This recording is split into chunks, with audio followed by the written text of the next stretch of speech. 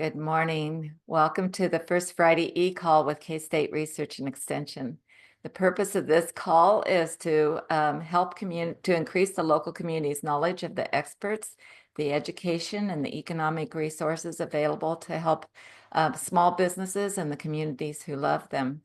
As always, the call is being recorded, and while I'm talking, I'd love it if you would introduce yourselves in the chat and tell us your interest in this topic, what you do, where you're from. As always, the call is being recorded, and you will get a link to the website when it's posted and a copy of the presentation deck. I would very much like to know why or if this call matters to you. And at the end of this call are 3 short survey questions. Did you learn something today that you can use immediately? How many people will you forward this information to? Mind you, the question tells you you're supposed to forward this to somebody who can use it. And then what did you learn today that was the most helpful to you? That's a little short or open-ended question. So our speaker today is Sarah Wasinger from talking about the Hayes Child Care innovations that have been helpful to them. Sarah is with the Chamber in Hayes, Kansas. Thanks, Sarah. Take it away. Well, I just wanted to say how honored we are to be able to be a part of this call today, and we are very excited to have the ability to share some of the different things that our Child Care Task Force of Ellis County has been doing. And first and foremost, I would be remiss to not give all of the credit to the phenomenal group of men and women who comprise our Child Care Task Force. They are the arms and legs and ears and the voice of our child care providers here at the local basis. So I know that several of the folks, even on this call, have participated in a few of our meetings or have provided some outreach services. So to them, I say thank you. I know that pretty much any community in Kansas has been struggling with childcare and making sure that there's access for workforce to be able to have affordable and quality childcare. And that's really where our organization leaned in back in 2021 after numerous meetings with our members, our elected officials. Workforce was just a very big strain in Ellis County. And so that is where our chamber board of directors gave me the permission essentially to start the work with putting a child care task force together. And we knew very quickly that this was going to be an adaptive challenge, not necessarily a technical issue. And for those of you who are familiar with the Kansas Leadership Center, we definitely prescribe to the methodology that they use in leaning into leadership. And so I have on my screen for you to kind of look at a faction map. If you've never seen this before, I believe Nancy will make this information obviously available to you later, but this is a unique tool that we utilized at the very forefront of putting our task force together. Click on the actual little, yeah. And our issue, of course, was affordable access to quality childcare. And one of the things we were keenly aware of at the time of this starting back in 2021 was in-home providers were going to be a huge component for our county specifically. Ellis County, in comparison to other counties across the state, probably has about 2/3 to a third ratio of children in care being more with in-home providers or total providers or in-home providers versus center-based providers. So that was going to be important to us, as well as engaging the voices of our center-based providers. And then we felt that the business community, because they were the ones sharing with us that there was a desperate need for childcare, needed to be a part of that voice. And so we encouraged a lot of our business owners to participate in some of those first meetings.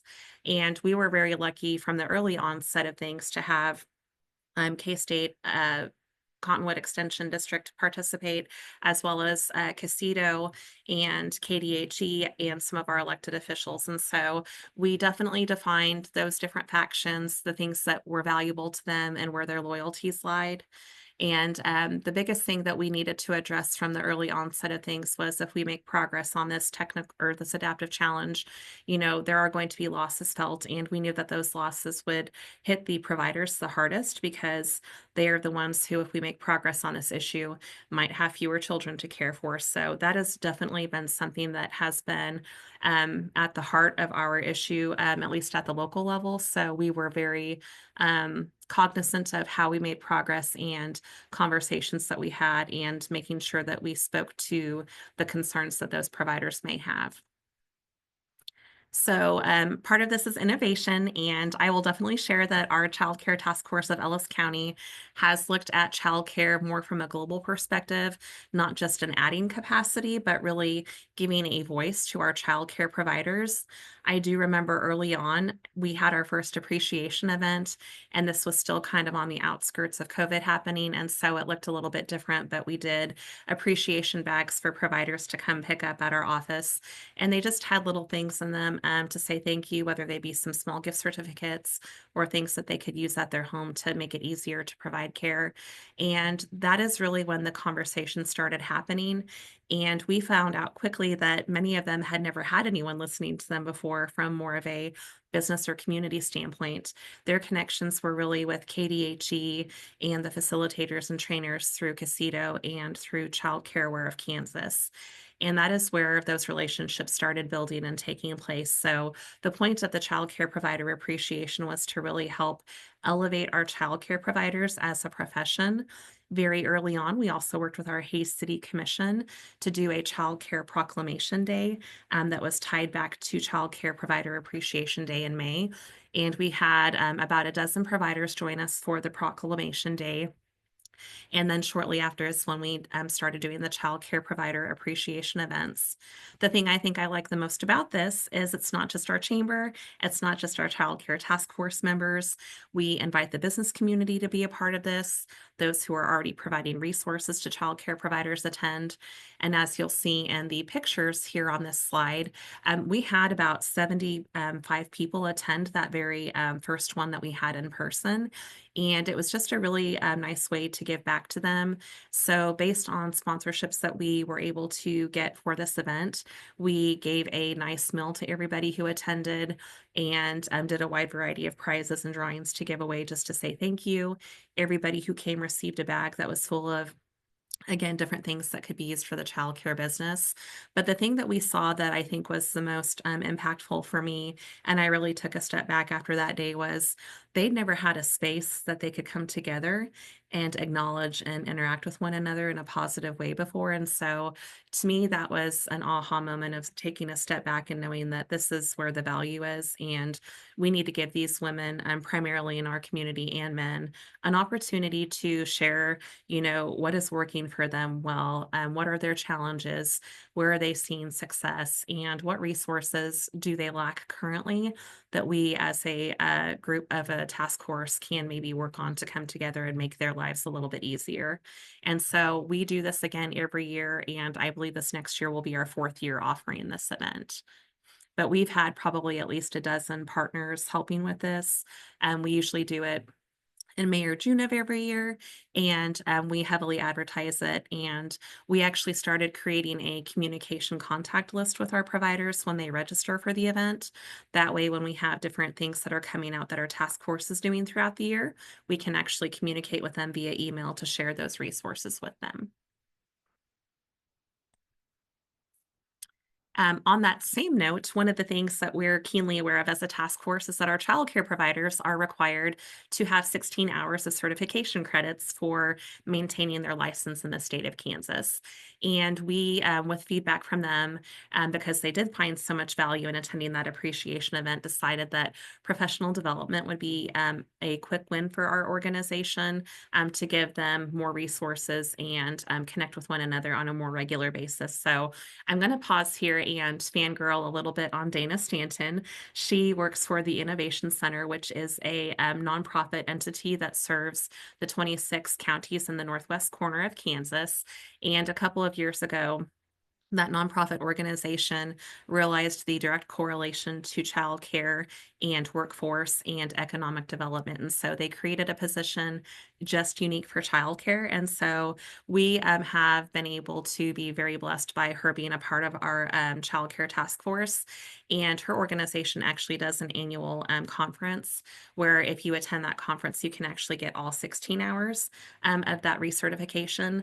But she's also been great to work with on helping line up some of our professional speakers to attend those events. So, taking a step back, what do these nights look like? Obviously, in-home providers and centers are providing care usually up to about 5:30. So we start them at 6 o'clock and usually run them about 2 hours. The evening does include dinner for them. We don't charge anything for them to attend. We do have a sponsor who helps cover the cost of the meals for those providers.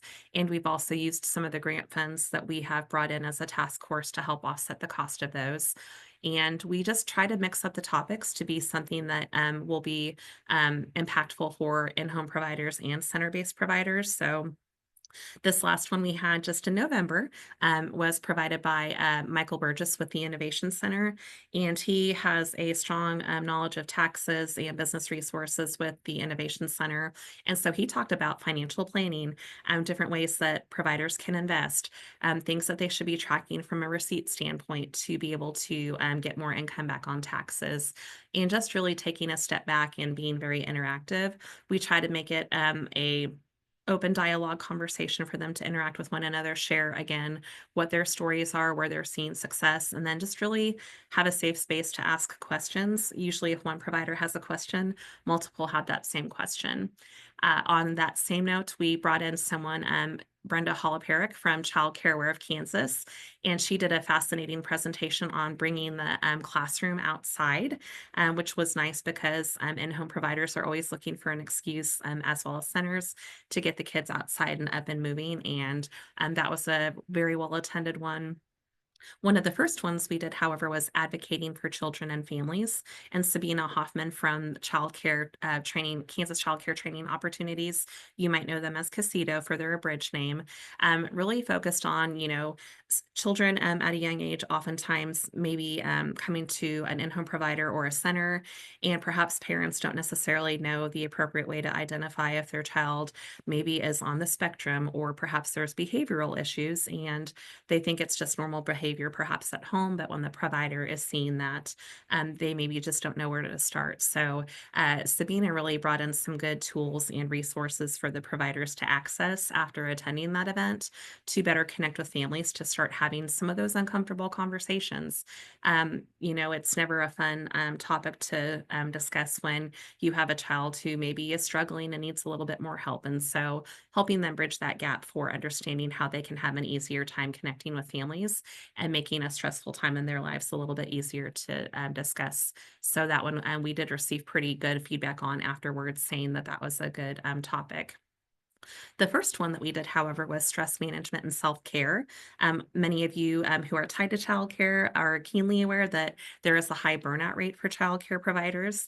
Imagine having kids, from the age of 6 down below, and you don't talk to a lot of adults during the day. And so that could present its own level of stresses and things of that nature that make it challenging to be able to talk through things and discuss things. So just really talking about taking a step back and making sure that, when they're past the business day, they're doing things to take care of themselves. A lot of us don't give much thought to the fact that if you are an in-home provider, your home is your business, and the stresses and pressures of having to have your home be presentable and ready to receive children at any time, even when your own family is there and you're not having kids, that's difficult. And so we just tried to meet them where they were at and help give them tips and tricks to maybe be able to kind of work through the pressures that come with having a business out or inside of your home when you're taking care of little kiddos.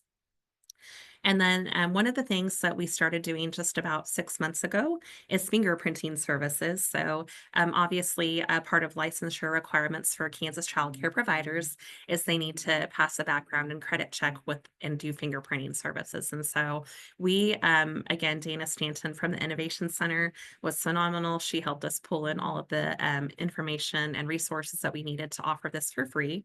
So, during all of our professional development events, any of our in-home providers, our center-based providers, or people who are signed up to be part-time care providers at their facilities or locations can come in and get their fingerprinting done for free. So we take care of all of the pricing on that for them. And I'll pause there just to see if there might be any questions on the professional development events specifically, or the actual appreciation events that we've had. All right. So one of my favorite things, again, when you are a childcare provider, there's not a lot of probably time and attention outside of parents coming and going with frantic schedules. So we wanted to figure out a way for childcare providers, again, to be elevated as a profession and to give people the opportunity to share why their childcare providers are so special. So about a year and a half ago, we came up with the idea to work with Hayes Post. They are one of our chamber member businesses here in Hayes, but they do the news and marketing, and they're tied to Eagle Radio. And so we have online every month, people can submit a nomination for their childcare provider of choice. And they are just asked to kind of share some reasons why that childcare provider has been so impactful for their family, for their kids. And we have a selection committee that works each month to kind of sift through the nominations. And part of what the winner receives every month is a plaque that is donated by one of our businesses. And then they receive chamber checks, which can be spent at local businesses just as a thank you. My favorite piece of the recognition, though, is that Christina Janney from Hayes Post, she also attends all of our child care task force meetings to cover them. She does a very nice write-up that covers kind of the nomination process for the person who submitted the nomination. She'll take a picture of the provider and just really talk to them about their story. I think one of the most impactful ones was the provider that we had who has been providing care for kids for 50 years. And just really kind of seeing someone who's dedicated 5 decades of their livelihood to that profession is just pretty impressive. And you start talking about these cycles of generational families who have had 3 sets of kids go through the same childcare provider, and how unique and cool that is. So being able to breathe life back into that person who has done so much for local families is really kind of our why behind that. And so it doesn't take a lot of money or resources, but again, elevating the profession, letting them know how valuable they are and how much we appreciate them is really our big why behind why we do that.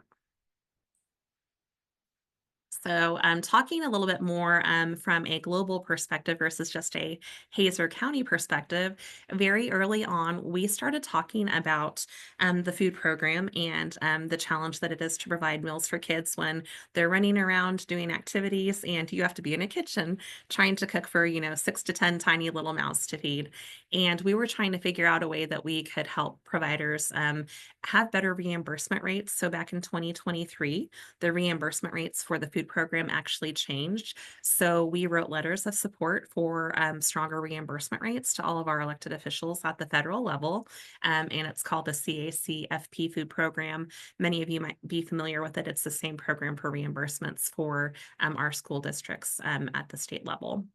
And so we also talked to our senators and representatives at the state level during this time as well. For many of you, you may not be aware, Kansas is the second highest regulated state when it comes to childcare, and the amount of just general legislation that is passed to kind of regulate that. And so we were just trying to figure out with childcare providers, again, taking a step back. As a task force, we want quality care to be the #1 focus, as well as good access to care for our families. So the reason behind this advocacy wasn't because we wanted to deregulate childcare by any means. It was more of, do these regulations still make sense when they were adopted back, at the time? Do they still prove true to, 2023 standards or 2024? And just giving providers a chance to look at the regulatory process and share their feedback. So with the contact lists that we had generated, again, with our professional development events and our appreciation event, we communicated a link to those providers saying, hey, please be sure to weigh in on feedback. And we were very pleased and proud of our local providers who were able to weigh in and give suggestions for things that they thought should change.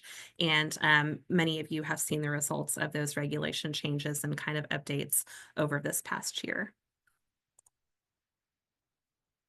One of our big focuses as well since 2021, of course, when you start a task force, guess what? There's no resources available for you right away. You don't have a lot of funds to do big projects. And so how do you get the money?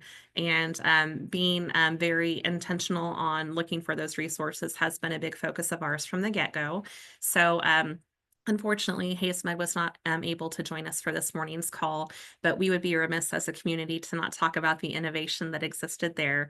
So, their associates, and early on, we had very lengthy discussions with HaysMed on their nurses and medical staff not being able to come to work or missing more than what they wanted them to because childcare was just not consistent enough for them. And so they're like, we really need the chamber to focus on childcare and figuring this out. So we, at that point in time, took a intentional connection with K-State Extension and Research to do a community needs assessment. And that was the very first thing we did back in November and December of 2021. And the good thing is that that gave us qualitative and quantitative data to figure out what are the needs. We were able to tie childcare to workforce within that study, but also get more feedback from family members sharing this is the type of childcare we're seeking. We don't have access to this. And, if I had options for different childcare, I would potentially go seek other alternative venues for childcare for my kiddos. So, with all of that data, we were able to do the Child Care Aware of Kansas community coalition building exercise. And that really kind of set our task force up for connecting with more resources and being in a better position to write letters of support and give that statistical information to groups like HaysMed.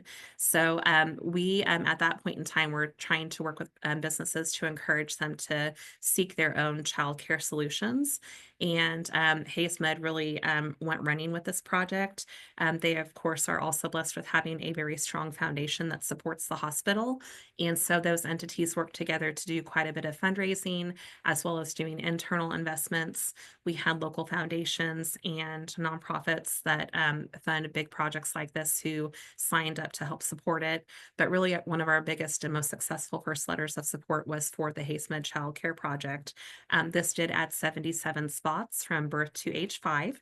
And the unique thing was this project was destined to specifically focus on the staff at HaysMed to where they would fill those needs first. And then anything else that was open at that time, HaysMed was a great community partner in this. And then they opened up those additional spots for anyone else in the community to access. And Nick and Andrea Felder from Bright Minds Academy are actually the ones who are in charge of directing this program. So they have their own separate satellite location that they started numerous years ago, just a few blocks away from this location. And today, HaysMed has the Child Care Center that physically sits on their campus, right in between the hospital and their Center for Health Improvement. The beauty of this is the proximity of the program actually gives parents a chance to check in on their kids throughout the day when they're taking lunch breaks or maybe have a break just to go in between shifts. And so that part has been very nice. The good thing about this program too is it also spans a little bit before the traditional workday and past the traditional workday, based on the fact that our nurses have 12-hour shifts and things of that nature. So looking at the needs specifically of shift work has been something that we've also been cognizant of. And we still have that on our radar as a task force, trying to figure out, do we still have enough childcare access for the different times of day or times of the week or month or year even when it is being sought after. And then Hayes Area Children's Center is another one of our nonprofit childcare centers. And we received a $45,000 grant to support them in their efforts to expand some of their spots. And that grant was awarded to us through Child Care Aware of Kansas. Several of our task force members currently sit on their board, and they've been great voices and actively participating in our efforts. And then the Patterson Family Foundation has been very kind for childcare in Kansas, and I think so many of our communities have benefited from them. But we received a $26,000 grant to give to the Grove, which is a childcare project again, 77 spots. They broke ground this past September and are seeking to finish that project and wrap that up about July or August of 2025. And this project is going to be tied specifically to a retirement facility community. So it will be a community center and a child care center all in one. So we talk about intergenerational care and some of those opportunities that afford our seniors the ability to, share their lives with these young kids and have very intentional interactions and really give them a more unique sense of purpose in sharing their lives with these kids. But the kids also learn too, and it's nice for them to be able to have those experiences. And so we're very excited to see what might be able to transpire with this project. They are still seeking just a little bit of more additional funding for this project because of costs coming back a bit more than they anticipated. But very proud of our partners in Grow Hayes, our economic development entity for Ellis County, for seeing the need for this project. And we've been very proud to also do additional letters of support for a $3.6 million capital project that was funded through the Kansas Children's Cabinet for that. And then last but not least, we're currently in the application process for first aid kits for child care providers. So the state of Kansas is requiring different first aid kits to be provided in each in-home facility and in each center. And we're working to help offset the cost of that and hopefully provide kits for all of our child care providers. On that same note, crisis management has been something that we've been looking at as a task force. So our school district does a very nice job with emergency communications when any crisis happens at any of our local school buildings. And that started the conversation internally of our in-home providers and centers, if an emergency arises in their community pocket, we don't really have a great way for them to be connected with law enforcement, or if an emergency does arise, what is it that they need to do? So they're required to have kind of a crisis handbook. But we were looking at a more global handbook for Hayes and Ellis County, to where we're going to work with our Ellis County risk management, law enforcement, first responders to make sure that we have a plan in place that all in-home providers could have access to if an emergency should arise. The beauty of this is that first responders then too will have a consistent approach and be able to follow the same protocols anytime there's an emergency in adjacent to an in-home provider or one of our facilities that's a center. So that will be a project that we will wrap up in 2025. But our hope is by the time that those first aid kits are required to be in the hands of those providers in June of 2025, that we'll have those resources wrapped up, and we'll be able to give hopefully a crisis handbook as well as that first aid kit. And if I can keep my fingers crossed enough, maybe even a new fire extinguisher. Again, these ladies and gentlemen don't make a lot of money when they're being an in-home provider. So these are the types of projects that we're looking at from a task force standpoint of what additional resources can we pull in to help them be successful and maybe eliminate some of the barriers to providing care out of their home. And then last but not least, we are still trying to figure out how we as a task force can have more sustainability at play. In a perfect world, if I could pull down hundreds of thousands of dollars, we would start a line item with our local Heartland Community Foundation that would perpetuate funds for us to issue grants to providers for things like outdoor play areas, or maybe updating rooms inside of the interior of their homes or inside of centers if it meant that capacity could be expanded. So those are the types of things that we're still trying to figure out from a funding standpoint, how we can make that materialize. Sarah? Yes. I'd just like to add an exclamation point on that. I see several community foundation directors on here, and I'm sitting here thinking what a great donor advised fund that would be to help provide first aid kits and fire extinguishers. So to recognize, thank you for that. That's a great idea. And I'm also standing here thinking, wow, I don't think we have a list of grants that are child care focused grants. We need to get those into our system of support for grant writers. Is where do you find child care grants? You've found some new ones that I didn't know about or hadn't heard about. Thank you. You bet.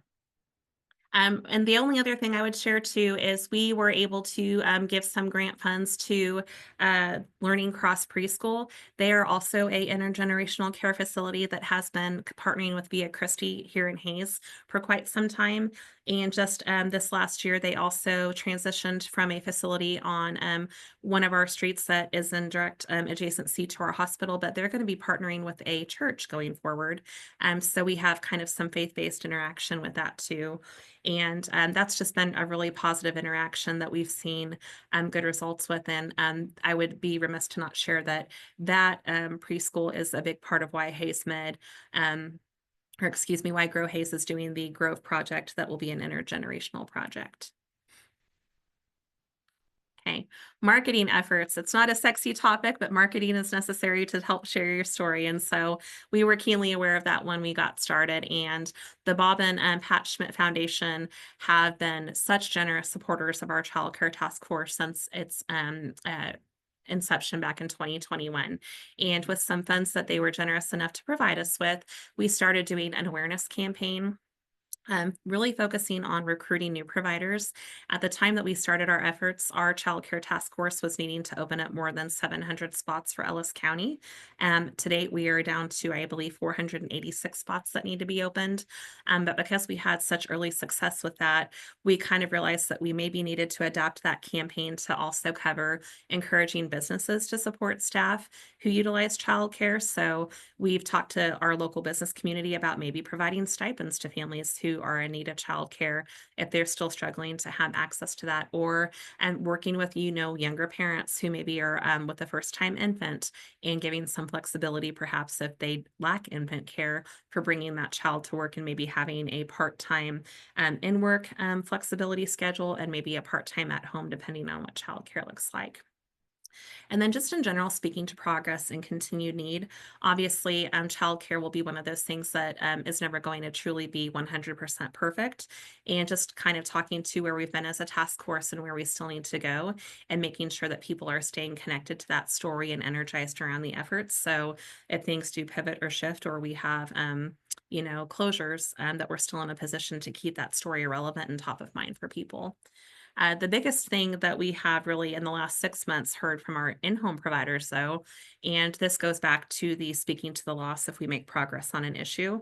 We at one time were down to 415 spots needed for care in 2024 alone. And we, unfortunately, during the cusp of that, lost about 7 of our in-home providers because they weren't able to have access to enough children to serve to be able to keep their childcare business open.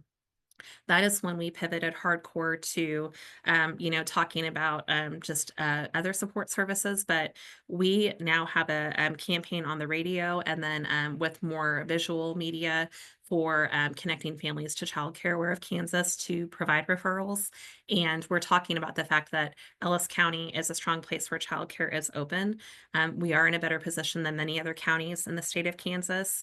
Our ratio of children to open spots is, I think, one out of every, or sorry, there's 10 kids looking for a spot for every opening here in the county. So we're much more fortunate than other communities are at this point. So we're just really trying to make sure that we don't want to be the referral entity. And then this is one thing that some people are like, well, we'll provide referrals. And I'm like, we have an agency in the state of Kansas that does that. So let's let them be the owner of that and really do a good job there. Our welcome home program, however, is something that our chamber does. And anytime someone comes in to turn on water service for the first time with our city office, they get a welcome home bucket. And this bucket is full of different things that connect those families or individuals to businesses in Hayes and Ellis County to help them set up things like utilities, cell phone service, or different things of that nature. But we have brochures from Child Care Aware of Kansas, as well as our business cards for the Child Care Task Force to really have that conversation. And so we're hoping from the very get-go that we're connecting those families to providers who have availability. And then those same brochures, we're also, we have a task force member who regularly delivers those to doctors' offices for our pediatricians and things of that nature, just to make sure that when those families are having those kids, that they know where they can go to kind of find those open positions. And then I'd be remiss to not share that chambers are in a unique position, I think, to be able to have broader lines of communication because we do have a direct line of contact with our business community and their representatives. And so we, on a weekly to even monthly basis, try to ensure that we are sharing our updates with our business community as regularly as possible and giving them opportunities to engage and participate in our monthly meetings whenever they see fit. I've talked a lot though, and I have some fun videos to share now. So we're going to pivot just a little bit. And I wanted to take the few minutes to show you our first video that we did, just in case it maybe helps your community. You might be in a different position than we are now. And that's what calls like this are all about, is to kind of show you where we've been and where we're going. So this is something that we utilized early on to try to get more people engaged in becoming a child care provider. Think one of the biggest stressors as a new parent or even with having more kids is finding daycare. That was something that we really struggled with and weren't able to find daycare until I was right about to go back to work from maternity leave. So unfortunately, right now in the Ellis County community, there's just a huge gap and there aren't a lot of childcare providers who have open spots, if any at all. Our point-in-time data at Child Care Aware of Kansas shows the potential need of around 700 slots for childcare in Ellis County. So if you are interested in joining the childcare profession, now is the time. I am passionate about daycare because I actually started it when I was about 4 months pregnant with our son, and I couldn't find daycare myself. And I've been around kids all my life, and I thought I can do this. I wanted to provide something for my kids and other kids where they could learn and grow. And I mean, there's nothing better. Having access to affordable and reliable childcare makes it really easy for our employees to make it into work. So I think what it's done is impacted us as the largest employer in the area through the growth of the community. We've just kind of outgrown it and we have fewer providers. Our daycare provider really is just so valuable to us, and daycare providers in general are really the foundation of any community, helping these children grow and learn in their first experiences in life. So I really think in order for a community to grow and thrive, we absolutely need to have all of these daycare providers, and they are just such a huge blessing to our communities. If we don't have a place that's here, close and local and easy access, then those employees will seek to work in the place where they actually receive their child care. Child care providers are needed in your community. Families need child care to stay at work, to return to work, and that impacts your community. Helping the workforce is what you will be doing by opening a child care business. Not only that, it's a very rewarding and fulfilling career.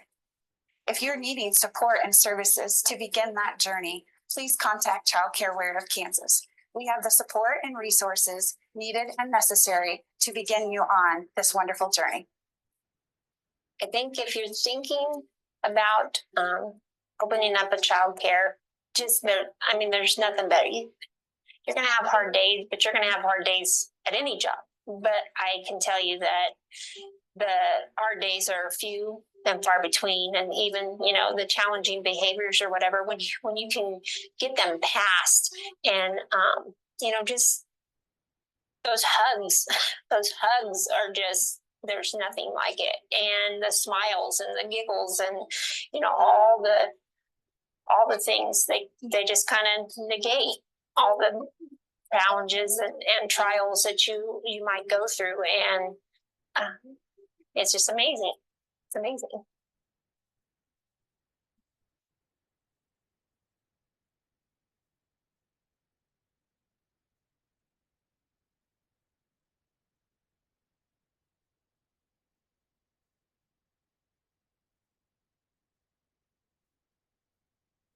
Okay, so any questions on that video before I move on? Who put that Yeah. together for you? Who edited it? And Next Tech Wireless did that for us. okay, so I just want to mention, folks, a really great resource in our state is the Kansas Micro Internship Program. They're meant to be remote work projects for Kansas college students all over Hayes, K-State, KU, Washburn, et cetera, et cetera.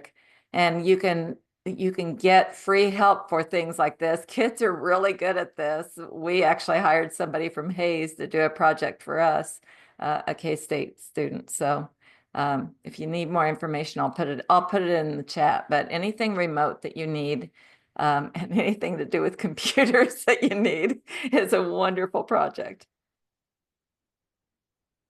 So the next video that we're doing is really just kind of a progress report for our task force, and will be one of the new videos that we'll be utilizing to start marketing our efforts here in the next month. In response to a growing need in our community, the Chamber and Hayes took action. Conversations with member businesses revealed a pressing issue. Employees were struggling to find childcare, affecting their ability to work consistently. Recognizing the impact on families and the local workforce, the Chamber organized the Child Care Task Force of Ellis County. Since October 2021, over 30 dedicated individuals have come together as part of the Child Care Task Force, striving to improve childcare access for families and provide needed support and resources to providers. We connect parents, providers, and the community to address our local needs, while creating a sustainable pipeline for future child care providers. From applying for grants that help providers with equipment to offering free fingerprinting services, the Child Care Task Force takes action to make a difference. With our partners like Child Care Aware of Kansas, we connect families to available child care options and uncover the needs that local providers have for their facilities. Our work continues. Every month, we gather to explore solutions and provide resources, ensuring that child care providers have the support they need and families can find the care they deserve. Child care in Ellis County, better for everyone. Connect with us and be a part of the change. Together, we're building a stronger community.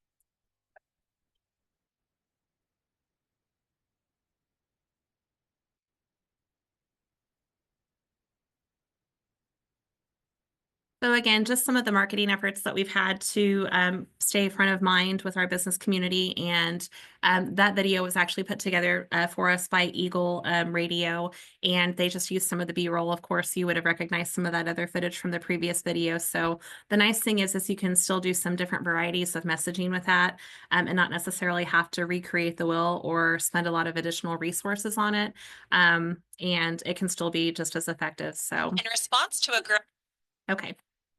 Any questions there? I'll pause for just one more minute before kind of moving to where we're at today.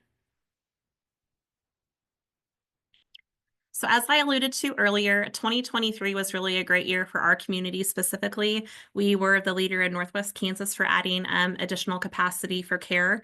And we ended up that year adding 5 in-home providers to our repertoire, as well as 6 new in-home group providers that began their business that year. And then we were fortunate enough to open up the Child Care Center that we've already discussed with Hayes Med for 77 spots.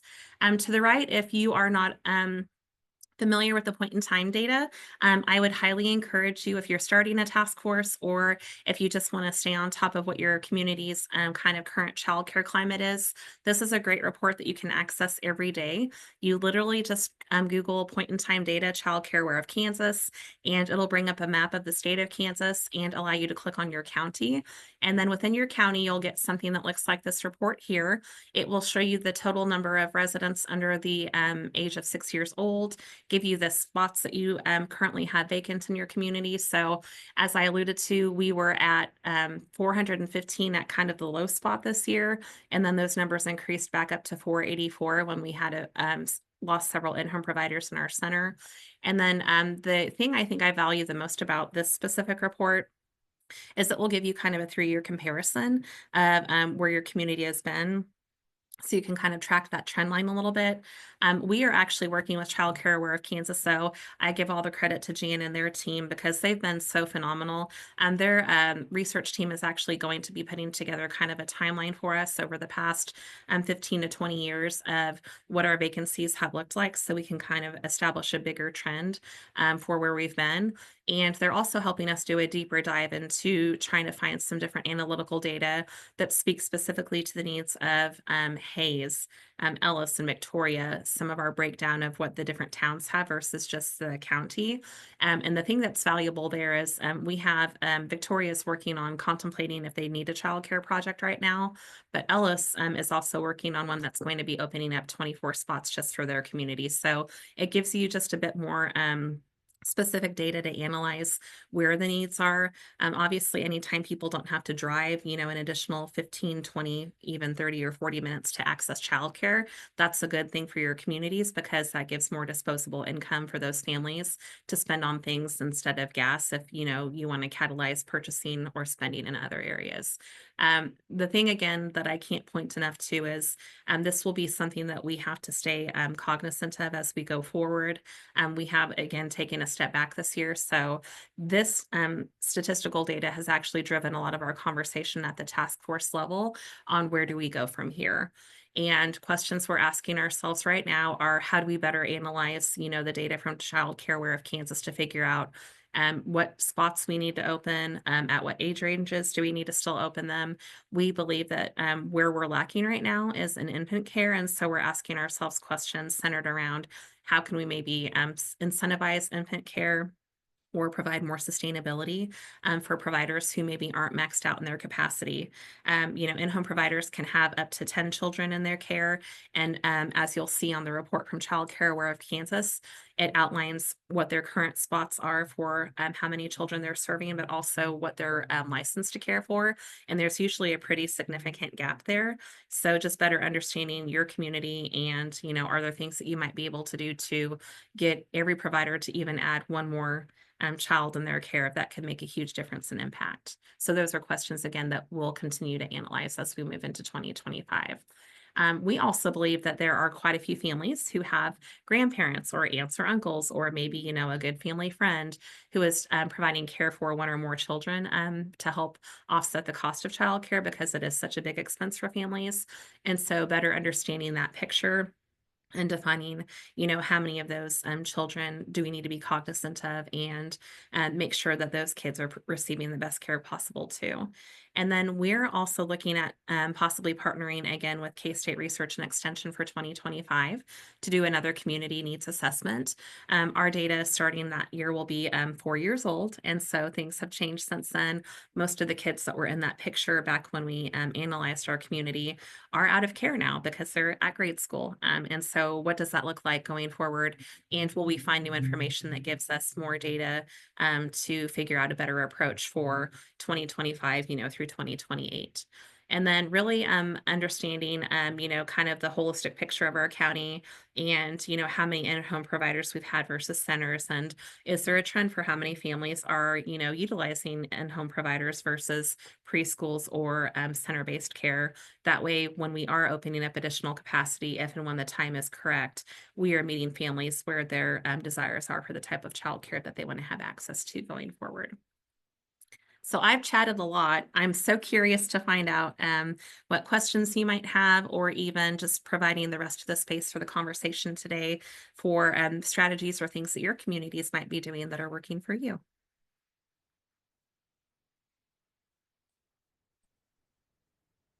Hi, Sarah.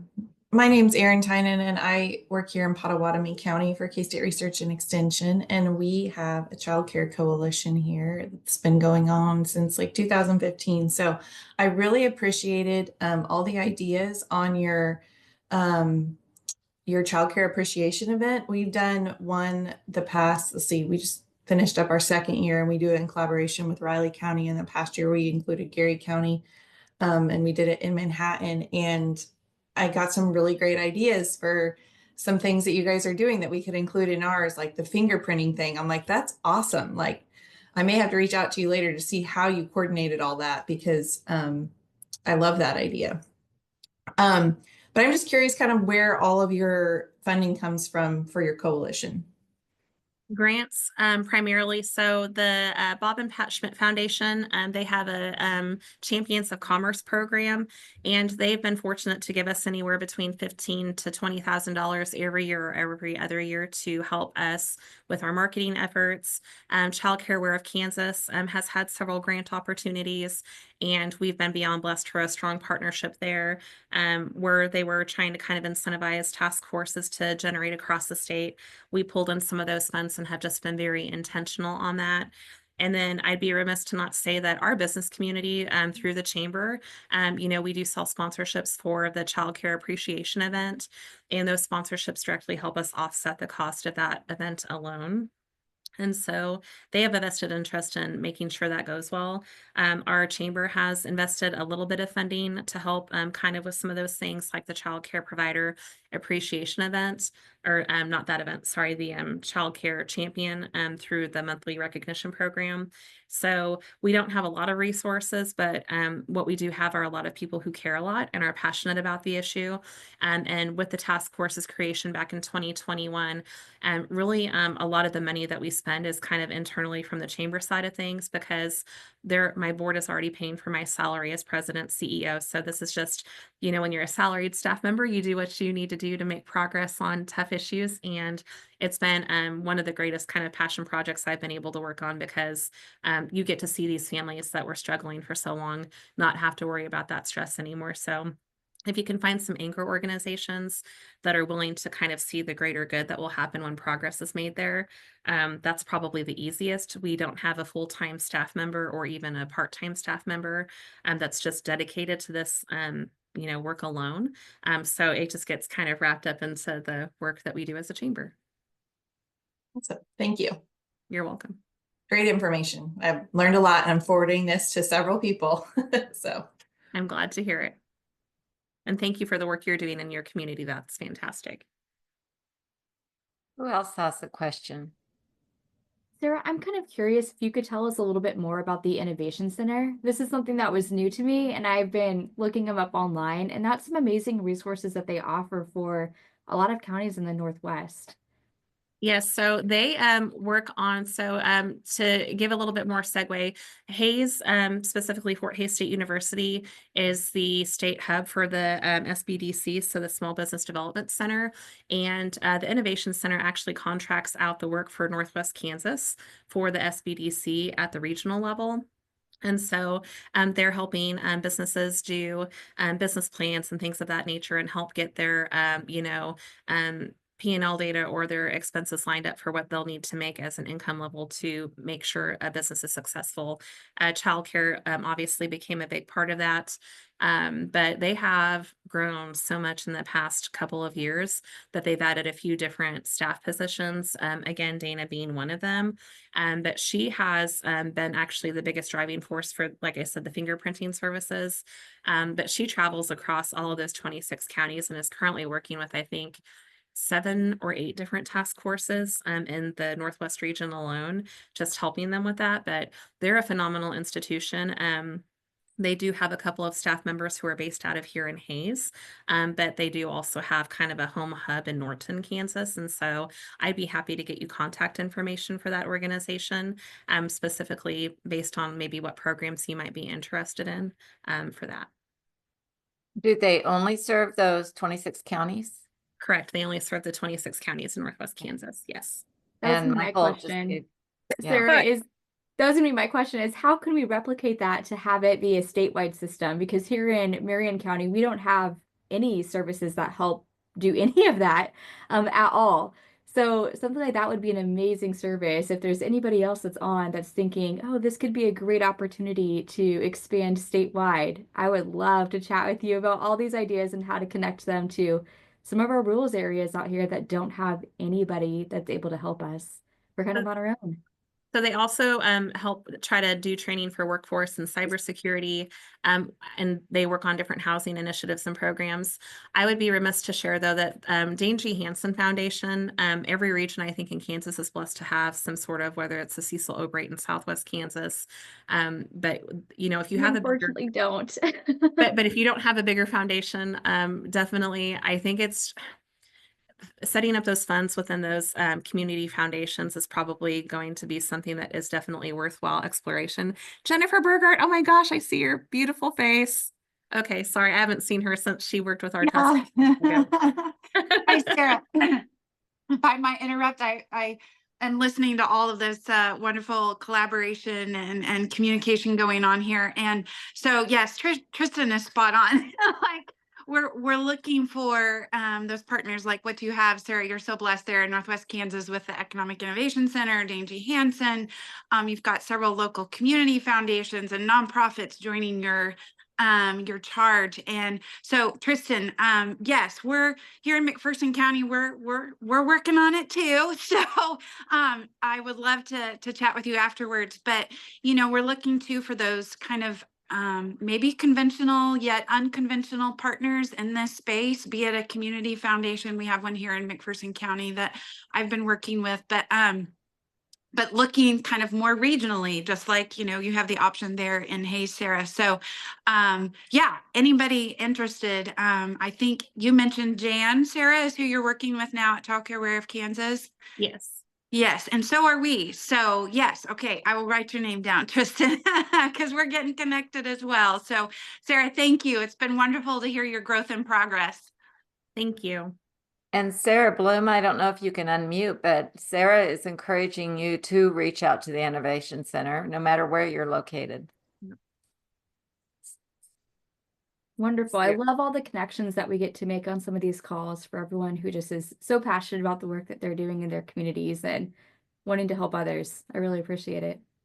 Yeah, I echo Sarah Bloom's sentiments. So they do obviously serve the 26 Northwest counties of Western Kansas, but they have a passion for just making an impact. And the people that they employ are folks who usually have a long history of experience that they're bringing with them to provide resources to folks. So I'm sure they would be happy to sit down with you and share a little bit more about the work they do. And if they have contacts throughout the state that even do work that is remotely similar, I know they're very well connected across Kansas. I'm sure they would be happy to try to give you some fillers on different resources that might be available in your region. So do you all know how to save the chat? I'm not going to assume that you do. Go to your little Hollywood square there and go to the ellipse in the top right-hand corner and save the chat to your own screen so you can get all these wonderful names that you're seeing and their introductions. And I'm going to reiterate the commitment. We will, and Jan, I will be reaching out to you, or you can tell me who to reach out to. We will make a list of childcare grant opportunities that are available. We've got other lists like emergency management and other lists of grants. We should have a list of childcare grants and grantors. So we'll get that done. Katie, good. Thank you, Jan. Katie Kempke says, curious if there were innovative methods for recruiting new center leadership with the background and experience requirement. Oh, that is a solid question.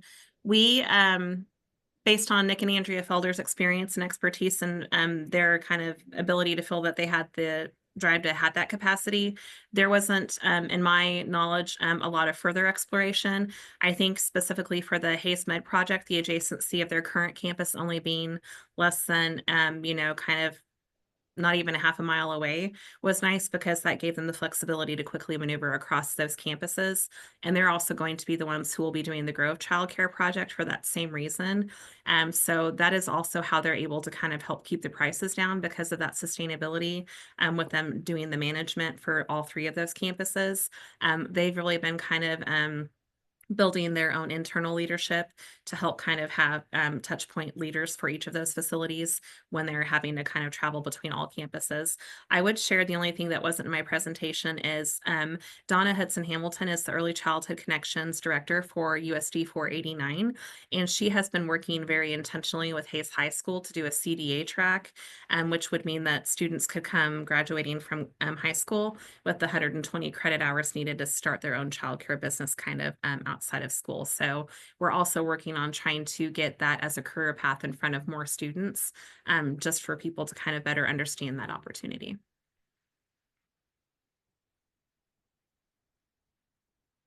And then Fort Hays State University, I would be remiss to not talk about their early childhood program.